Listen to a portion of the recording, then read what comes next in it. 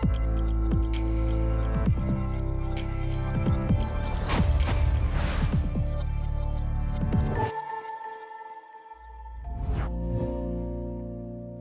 right, let's talk about the first step of the method, the frame.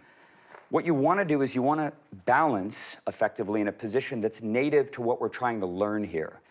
In that case, balancing on one leg with a little bit of weight behind you. So your weight is here, but you have a little bit behind you just for stability. You can even like rock back into it a little bit if you just want to rest. Or you can come forward again and put all your weight here. Again, it's different for everybody, every person's body. When I started doing this balance exercise, essentially, once I really honed in on what I was trying to do, I did it everywhere in my life. I just walked through my day, and whenever I was standing anywhere, I could be in line at a store, I could be at a restaurant, I could be standing in my kitchen or even in my bedroom. Either way, you stand on one leg with a little bit of weight behind you, and the more you do this, the more you feel stability, the more these muscles get built up, the tendons and ligaments that bind your skeleton together alongside your muscles, the more those become attuned, the better balance gets, the more flexible you get. Pretty soon, you can get this whole crazy range of motion in here that makes you look kind of like a dancer. At its core, it starts with the frame. Balance on the frame. Just find this position and just spend time in it. It's not even very hard.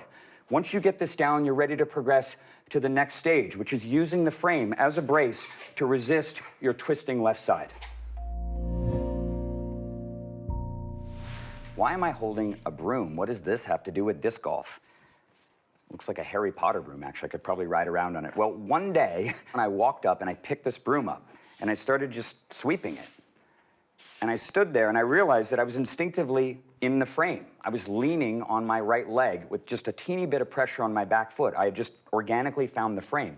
And as I held the broom in my hands, I realized that if I kept my hands totally stationary and moved that back leg and twisted, it created forward momentum, and more importantly, it created ground pressure using the broom. And I kind of isolated it a bit, and I realized that this movement is incredibly analogous to what we're trying to achieve with the method. This idea of creating compression into a brace from the trailing side of your body. The way that you can feel it, it's very simple. Stand here, then get into your frame, hold the broom in front of you, and hold it up reasonably up high, but not like way up at the top. More kind of on level with your sternum. So up against your sternum, turn it so that the blade would go in front of you. The rule is that this hand is locked against your chest. It cannot move, and the arm connected to it cannot move either. It just forms this angle and stays there. With your left hand, open up your hand so that you have the webbing. Press the webbing against the back side of the broom, and you can turn your shoulder down, not so far that you're like, ugh, just like here. Hold it here so that your arm is extended fully, but you're not dipping forward. And you use pressure in your back leg to sweep the broom in front of your body. If you notice, my arms here are not moving. They're completely locked in place. And I can direct this using the mechanism. Anybody can sweep a broom.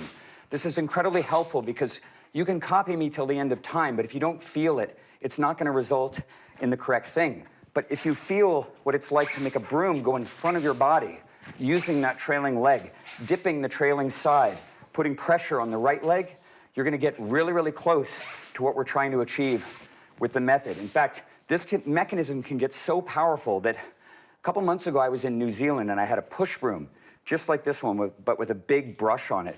And I was demonstrating this to some friends, and I produced so much force in my trailing side, I literally snapped the broom in half on the ground. Bigger around than this, just snapped on the ground. That's how much energy you can harness from that trailing side, and the broom drill will help you find it. All right, I'm going to show you the Copenhagen Plank. First of all, I'm going to start with the easier version of it.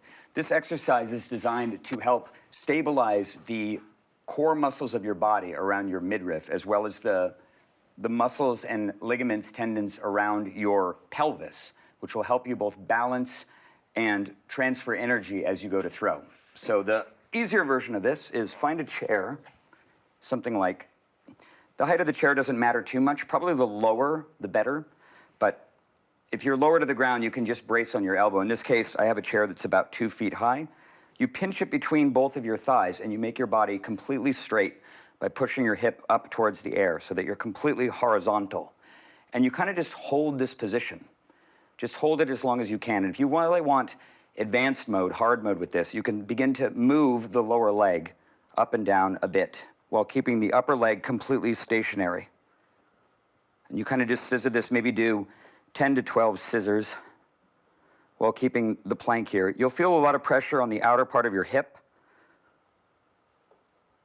Not real fun, but it will help you stabilize as you brace harder, as you learn to brace harder, and you transfer energy into the disc without buckling or crumpling.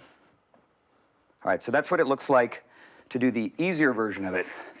Once you've practiced that a little bit, you can do the harder version, which is basically a little less leverage. Extend all the way out so that you're just the lower part of your shin of both feet overlap the chair instead. Hold this position as long as you can. It is hard. And you can do the advanced mode of this also if you're really tough, if you want hard mode. This is pretty grueling, and most people can't hold it for too long. Yeah, this is hard mode. It is challenging, and if you can hold this position for maybe 20 seconds, you're doing real well. I'm getting tired. I'm going to stop, but you get the idea.